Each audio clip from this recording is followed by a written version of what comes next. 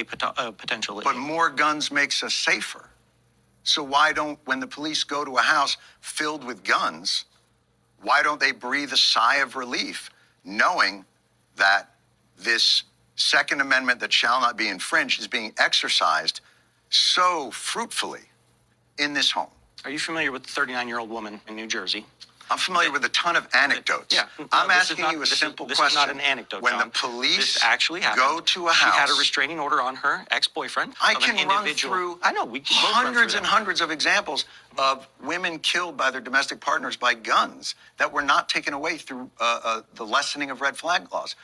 You're pivoting to anecdotes. No, this is not anecdotes. What the police say, if we had gun registration, if we were able to track purchases, they have a technology that every bullet would be stamped with an individual like a fingerprint. If we had an ATF that wasn't defunded, we would be able to enforce gun laws more effectively, and we would be able to solve gun crimes more effectively.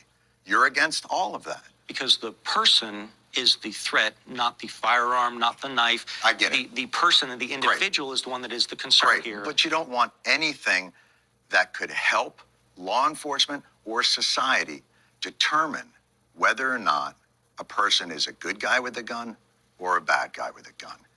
Even the registry would allow you to have much more effective background checks. Mm-hmm. So I don't understand why you won't just admit that you are making it harder for police to manage the streets by allowing all of these guns to go out without permits, without checks, and without background stuff.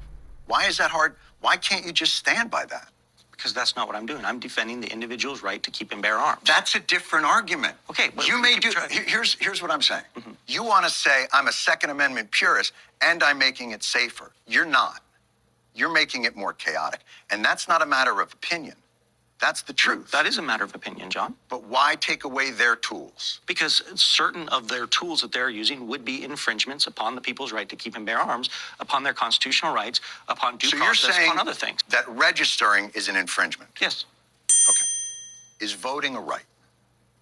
It's a right for citizens, yes. Do you have to do anything to do it? Yes. What do you have to do? It depends on the state. What do you have to do? Sometimes you have to be at least 18 years old. What do you have to do? And in some places you have to have a government-issued ID. What do you have to? You have to be on the voter rolls. Register. You have to register. So you have to register to a right. Is that an infringement? Does the right to voting say shall not be infringed? Oh, so this is just a semantic argument now. No, it's not. You believe voting rights can be infringed because it doesn't say specifically shall not be infringed. Is it an infringement upon a 17-year-old's right to vote, since they don't have that right to vote? No. Oh, it's not an infringement on them? No, okay. Absolutely not. Why not? Because you're the one making the argument, not me. I'm saying even rights have responsibilities, and that within those responsibilities are responsibilities and order. Otherwise, it's chaotic. I'll go you one further. You want to ban drag show readings to children. To minors, yes. Why?